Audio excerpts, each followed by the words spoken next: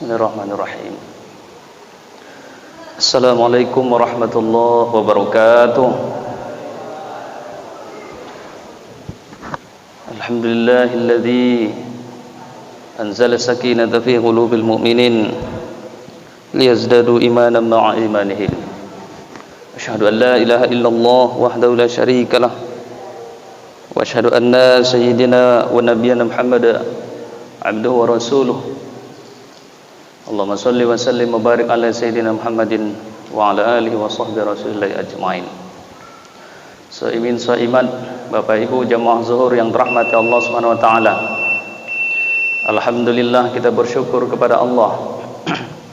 Mudah-mudahan Allah turunkan rahmat tiada henti-hentinya menerima terhadap diri kita dan selalu Allah melindungi kita. Amin ya rabbal alamin. Kemudian salawat beriring salam kita hadiahkan buat junjungan alam kepada baginda Rasulullah sallallahu alaihi wasallam dengan mengucapkan Allahumma shalli wa sallim ala sayyidina Muhammad wa ala ali sayyidina Muhammad. Shaimin shaimat sidang zuhur yang dirahmati Allah Subhanahu wa taala. Kajian zuhur ini kita akan membahas doa senjata muslim. Jadi doa adalah merupakan senjatanya orang yang beriman. Dari Abu Hurairah radhiyallahu an, qala Rasulullah sallallahu alaihi wasallam, ad-du'a'u silahul mu'min. Kata Rasulullah sallallahu alaihi wasallam, doa itu adalah senjatanya orang yang beriman, senjata orang muslim.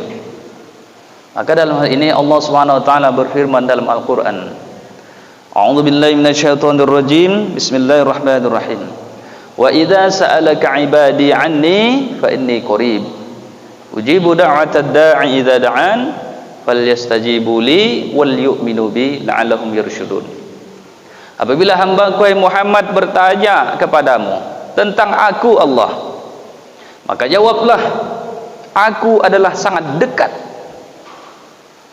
Aku mengabulkan doa orang yang memohon meminta kepadaku, kata Allah. Dan hendaknya ia beriman kepadaku, dan hendaknya ia menjalankan perintahku, dan ia selalu berada di jalan yang benar. Surah Al-Baqarah setelah ayat perintah puasa. Jadi kata Allah Subhanahu wa taala, Allah akan kabulkan doa, Allah akan ijabah doa ketika kita meminta, cukup dengan syaratnya. Syarat yang pertama adalah beriman. Yang kedua, kita menjalankan perintah Allah. Kemudian kita meninggalkan larangan Allah. Itu kata Allah Subhanahu wa taala sebagaimana dalam Al-Qur'an tadi. Jadi doa itu akan dikabulkan oleh Allah dengan syarat tadi. Beriman kepada Allah, mengerjakan perintah Allah, menjauhi larangan Allah, selalu berada di jalan yang benar. Itu janji Allah di dalam Al-Quran surah Al-Baqarah setelah perintah puasa. Kalau tidak salah saya ayat 186. Saimin saimat sidang zuhur yang dirahmati Allah Subhanahu wa taala. Rasulullah sallallahu alaihi wasallam bersabda, ittaqi yazlim. Takutlah kalian terhadap doa orang yang dizalimi, karena mereka doanya tersebut tidak ada penghalang antara dirinya dengan Allah Subhanahu wa taala. Hadis riwayat Bukhari dan Muslim. Takut Pak Bu, kalau kita zalim terhadap orang lain, takutlah kita akan doa dia kepada Allah, karena doa dia tidak ada penghalang, kata Rasulullah, antara dirinya dengan Allah Subhanahu wa taala. Jangan sampai kita melakukan kezaliman kepada siapapun sehingga ia berdoa kepada Allah, lalu doa itu mustajab karena tak ada penghalang, kata Rasulullah sallallahu alaihi wasallam. Bapak Ibu jemaah yang dimuliakan Allah Subhanahu wa taala, pada zaman Firaun, zaman Nabi Musa alaihissalam, ini kisah yang diterangkan dalam Al-Qur'an dalam surah Al-A'raf ayat 128, 29 dan seterusnya. Kekejaman Fir'aun, kezaliman Fir'aun kepada kaumnya, sehingga ia membunuh anak laki-laki membiarkan anak-anak perempuan menzalimi rakyatnya, sehingga datang Nabi Musa kepada kaum Musa Bani Israel pada masa itu. Kata kaumnya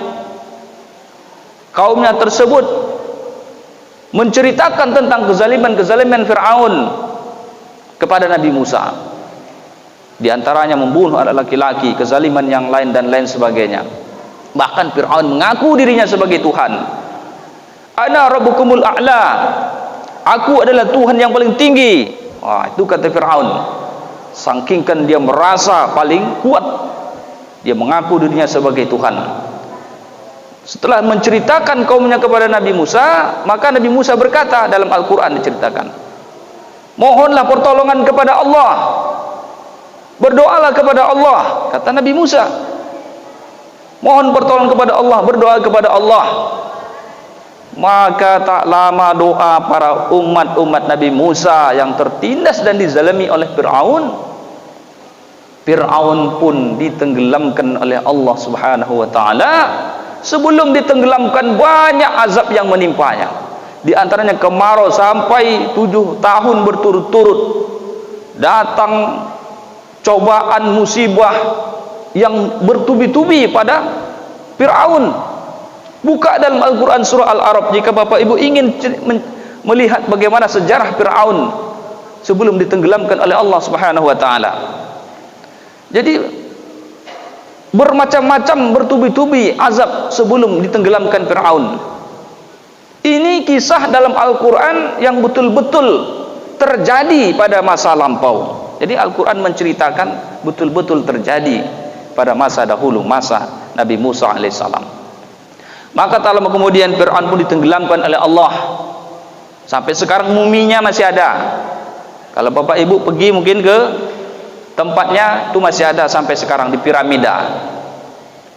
Ini membuktikan bahwa umat-umat yang terzolimi doanya mustajabah.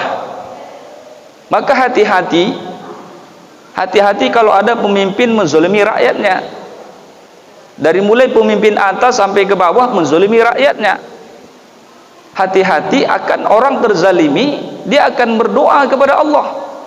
Bahkan Rasulullah mewanti-wanti, takutlah kalian terhadap doa orang terzalimi. Takut. Riwayat Bukhari dan Muslim. Kenapa? Kata Rasulullah, tidak ada penghalang antara dirinya dengan Allah Subhanahu wa taala. Kemudian ada doa waktu-waktu mustajabah. Kapan waktu mustajabah? Kalau di bulan puasa ini siang malam waktu mustajabah. Bulan puasa ini kalau kita berdoa waktunya siang malam mustajabah. Kenapa? Karena siang kita berpuasa, malam kita qiyamul lail, tarawih, witir dan seterusnya, tahajud, tasbih dan lain sebagainya. Kemudian kalau di luar Ramadan itu doanya sepertiga malam, doa mustajabah. Kata Rasulullah sallallahu alaihi wasallam, Allah Subhanahu wa taala turun ke langit dunia melihat kepada hamba-hambanya. Siapa yang berdoa kepada aku, kata Allah, aku akan kabulkan. Ini janji Allah disebutkan oleh Rasulullah sallallahu alaihi wasallam, di mana doa mustajabah, waktu-waktu mustajabah di antaranya sepertiga malam. Dalam hadis yang lain menjelang iqamah sesudah azan. Doa mustajabah, waktu yang mustajabah. Ketika hujan lebat, ketika teraniaya, dan banyak waktu-waktu di situ tempat kita berdoa, waktu kita berdoa mustajabah. Di antaranya di Masjidil Haram, di depan Masjidil Haram itu. Tempat di situ adalah mustajabah. Doa dikabulkan oleh Allah Subhanahu wa taala. Sayyidina rahimakumullah. Mudah-mudahan kajian singkat ini bermanfaat bagi kita semua dan mendapatkan wawasan ilmu pengetahuan bagi kita semua. Allahumma fiqil abin tariq sikum nafsi bi taqwallah. Subhanakallahumma bihamdika asyhadu an la ilaha illa anta astaghfiruka wa atubu ilaik. Wassalamualaikum warahmatullahi wabarakatuh.